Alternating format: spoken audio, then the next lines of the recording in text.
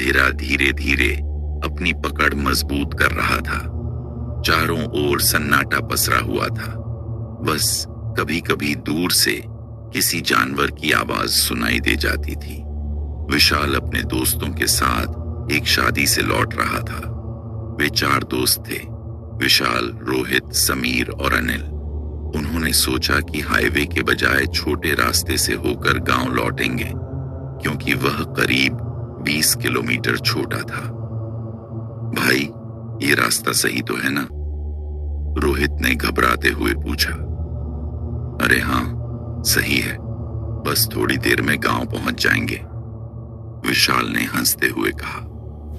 रापुर की सड़क पर घने पेड़ों की परछाइयां अंधेरे में डरावनी लग रही थीं। सड़क टूटी फूटी थी और सड़क के दोनों ओर घना जंगल था। सड़क पर एक भी स्ट्रीट लाइट नहीं थी, बस उनकी गाड़ी की हेडलाइट्स ही रास्ता रोशन कर रही थी। चलते चलते अचानक गाड़ी एक झटके से रुक गई। विशाल ने गाड़ी से उतरकर देखा तो पता चला कि आगे रास्ते के बीचों बीच एक औरत खड़ी थी। सफेद साड़ी में लिपटी हुई, बिखरे हुए बाल और सिर झुका हुआ। भाई, ये कौन हो सकती है? इतनी रात में यहां क्या कर रही है? समीर ने कांपती आवाज में पूछा। शायद कोई मदद मांग रही हो, विशाल ने कहा और कार से उतरकर उस औरत की तरफ बढ़ने लगा। रुक जा भाई, मत जा। अनिल ने उसे पीछे खींचने की कोशिश की, लेकिन विशाल नहीं माना। जैसे ही विशाल ने उस औरत के कंधे पर हाथ रखा, उसने धीरे धीरे अपना चेहरा ऊपर उठाया।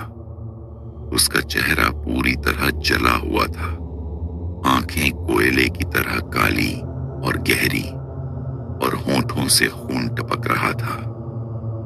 विशाल चीखता हुआ पीछे हटा और कार की तरफ भागा। औरत ने एक भयानक चीख मारी और हवा में गायब हो गई। अब कार स्टार्ट नहीं हो रही थी। रोहित, समीर और अनिल के चेहरे डर से पीले पड़ गए थे।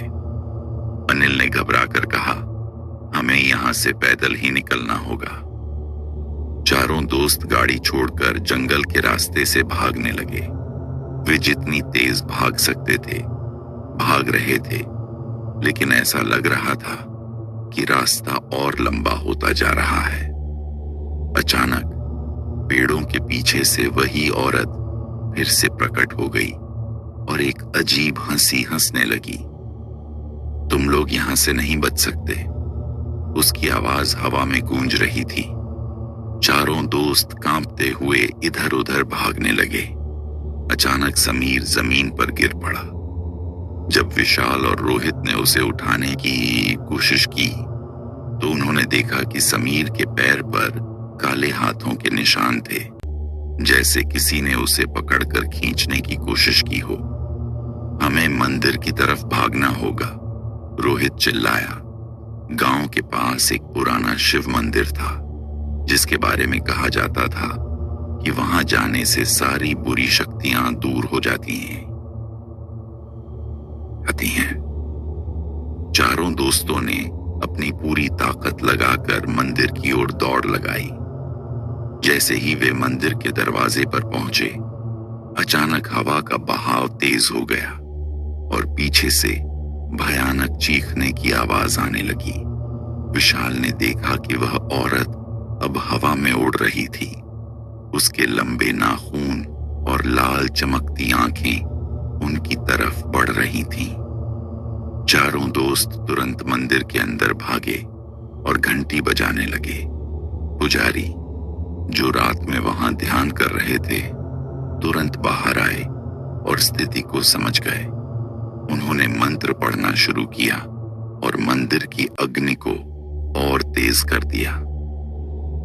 जैसे ही मंत्रोच्चारण शुरू हुआ, वह आत्मा भयानक आवाज में चिल्लाने लगी और धीरे धीरे धुएं में बदलकर गायब हो गई। मंदिर में शांति छा गई। अगली सुबह पुजारी ने दोस्तों को बताया, वो आत्मा एक युवती की थी जिसका कई साल पहले इसी सड़क पर एक्सीडेंट हो गया था। कोई उसकी मदद के लिए नहीं रुका और वो वहीं तड़प तड़प कर मर गई।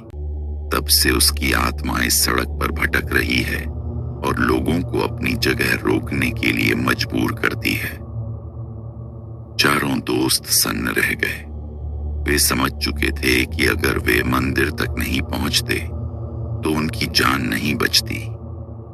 उस रात के बाद से उन्होंने कभी भी उस सड़क से गुजरने की हिम्मत नहीं की।